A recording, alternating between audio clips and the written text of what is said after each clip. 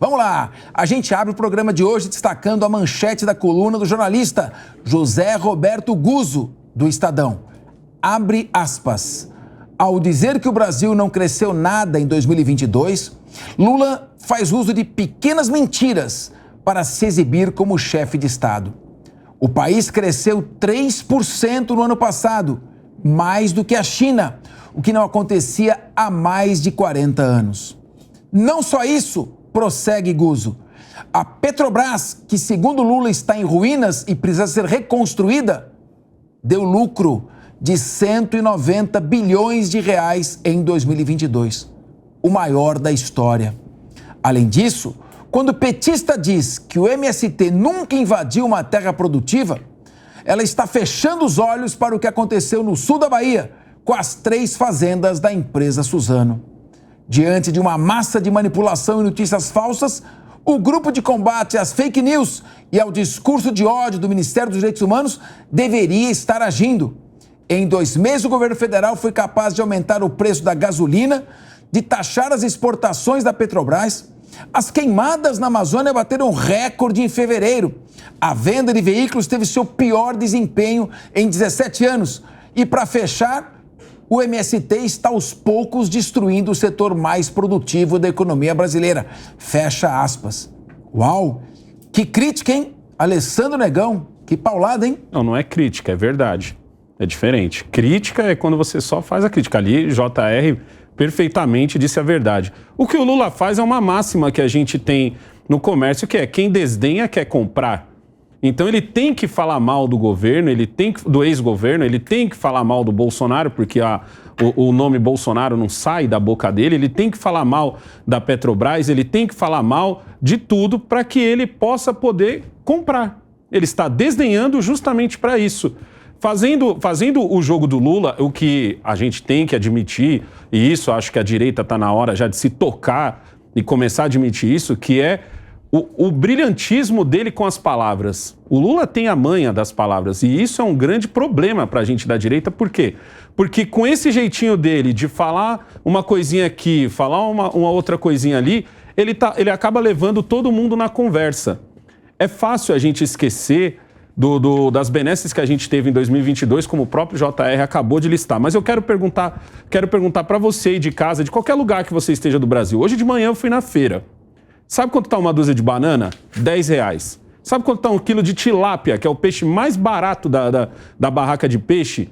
R$25. Sabe quanto está um quilo de uva? R$12. Hoje eu paguei em 3 mangas eu paguei R$10. E isso só vai piorar. Então não existe, por mais que o Lula seja bom com as palavras, por mais que ele tenha uma imprensa rodeada de fãs, porque é isso, hoje em dia você vê o Lula dar entrevista para jornalistas consagrados e você vê o jornalista quase babar em cima do Lula. Ele praticamente pergunta e ele responde com a pergunta, entendeu? Então o Lula praticamente só concorda quando ele tem essas entrevistas. Apesar de tudo isso, o brasileiro vai começar a ter a sua barriga roncando. E nessa hora não existe BBB, nessa hora não existe novela, nessa hora não existe jornalista consagrado que pergunta e ao mesmo tempo já responde. O povo vai acabar se revoltando e Lula já percebeu que esse Congresso não é o de 2002, onde ele falava e nego baixava a cabeça. Quer dizer então que se faltar o pão não vai adiantar o circo? Não.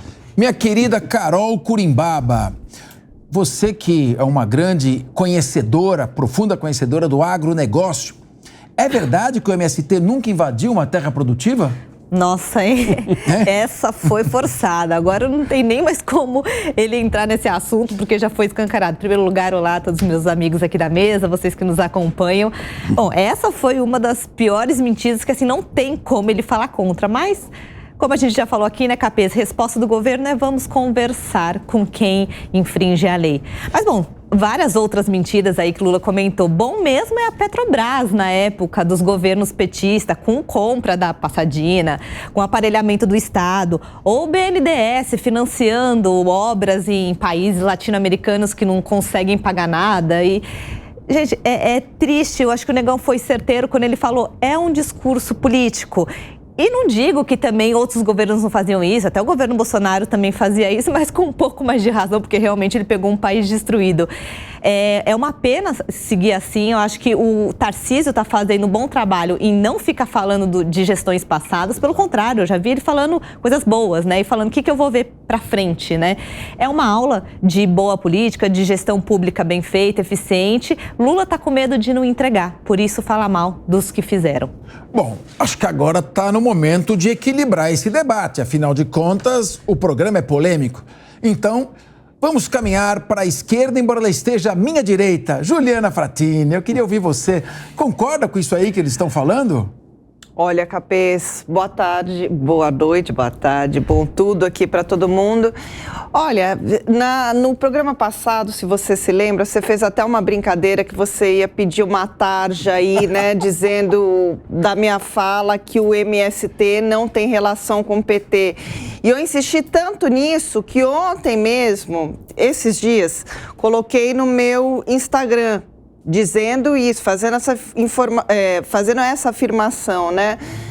Mas veja como eu estou numa saia justa aqui agora. Que situação, assim, bastante constrangedora, porque diante de um fato e uma fala que é inadequada a respeito do MST, a gente não tem nem condição de fazer uma análise que ela seja real e em própria defesa, né? Ainda que eu defenda o governo e diga que não tem relação partido ou o governo diretamente com o movimento, diante de uma coisa que aconteceu, um fato, e que o presidente nega, que saia justa é essa? O que eu vou fazer? Não é? Micou o negócio. Tá difícil, né, Ju? Tá difícil pra mim aqui, gente. Agora ficou difícil aí. Por favor, governo, se você quer ser ajudado, se ajude. Porque aí a gente também tem condição de fazer uma análise limpa, clara e devolva para a população o que é correto. Querido Ricardo Valadão, Lula é uma fábrica de mentiras? Dá uma força aí, vai, fala alguma coisa bem. Bom, para dar uma força pro governo, não tem como. Já vai me desculpando. Olá a todos que estão aí em casa, os meus nobres pares aqui dessa mesa maravilhosa, Capezo, sempre um prazer estar retornando aqui. O Lula, ele está olhando só o retrovisor dele.